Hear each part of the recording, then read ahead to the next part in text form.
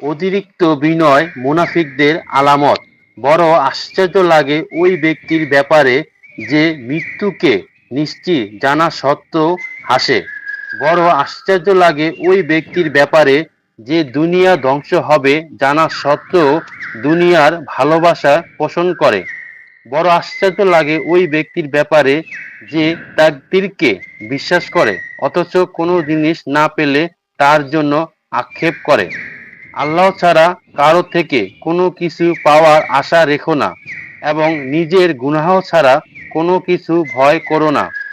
অবলা পশু প্রাণীরা মালিককে চিনে কিন্তু মানুষ নিজের প্রভুকে চেনে না। তোমার কাছে গরিব অসহায়দের আগমন আল্লাহর পক্ষ থেকে অনেক বড় পুরস্কার। যারা তওবা করে, বিশ্বাস স্থাপন করে এবং সৎকর্ম করে আল্লাহ তাদের গুনাহকে পুণ্য ধারা পরিবর্তন করে। আল্লাহ ক্ষমাশীল ও পরম দয়ালু। দুনিয়াতে সম্মান লাভ হয় ধন সম্পদ দ্বারা কিন্তু আখেরাতে সম্মান লাভ হয় নেক আমলের দ্বারা। আজকের কাজ কাল করবে বলে রেখে দিও না, এতে করে অনেক কাজ জমে যাবে। নির্বোধকে বন্ধু বানাবে না, সে তোমার উপকার করতে এসে ক্ষতি করে বসবে। দুনিয়াতে সামান্য অর্জন করো, তাহলে শান্তিতে থাকতে পারবে। লোভ রাগ থেকে অনেক দূরে থাকো, তাহলে সকল বিপদ আপদ থেকে আপনা আপনি বেঁচে যাবে। তিনটি কাজ করলে মানুষের সাথে সম্পর্ক আরো ভালো হয়। এক, কারো সাথে দেখা হলে প্রথমে সালাম দেওয়া। দুই, তাকে ভালো নামে ডাকা।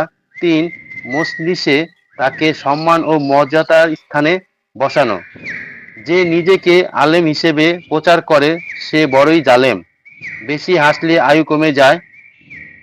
যে তোমার সামনে দোষ ধরে সেই প্রকৃত বন্ধু, আর যে সামনে প্রশংসা করে সেই শত্রু। কোনো ভাই যদি আপনাকে গোপনে কিছু কথা বলে তারপরে সে চলে যায়, যাওয়ার আগে যদি তা অন্য কাউকে বলতে নিষেধ নাও করে থাকেন, তবু এই কথাগুলো আপনার কাছে আমানত। যিনি ছাড়া কোনো রব নেই, সেই আল্লাহর কসম, যদি আমার কাছে দুনিয়ার সকল স্বর্ণ ও রূপা থাকতো, আমি সেগুলো বিনিময়ে হলো মৃত্যুর পরে যে ভয়াবহ রয়েছে তা থেকে বাঁচার চেষ্টা করতাম।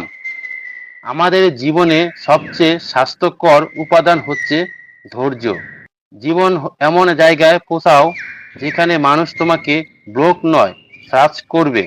কেউ যদি হিংসা করতে দাও, মনে রেখো হিংসা তারাই করে যাদের কোনো যোগ্যতা নেই।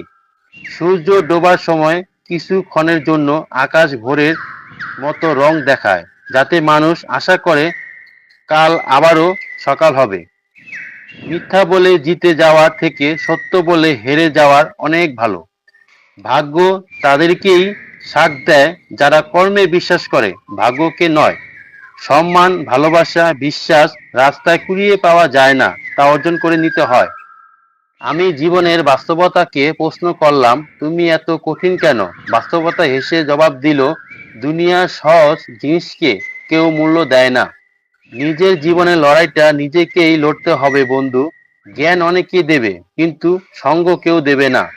সমস্যা আর সুখ দুটোই টেম্পোরারি, তাই সুখে থাকলে উল্লাস করবেন না আর বিপদে পড়লে ভেঙে পড়বেন না। জীবন যুদ্ধে হেরে গিয়ে নিজেকে কখনোই ব্যর্থ ভেবো না। চেষ্টা করলে সফলতার শিখরে তুমিও পৌঁছাতে পারবে। প্রিয় মুসলমান ভাই ও বোনেরা, এই ছিল হযরত ওমর আলাইহিস সালাম এর মহামূল্যবান বাণী।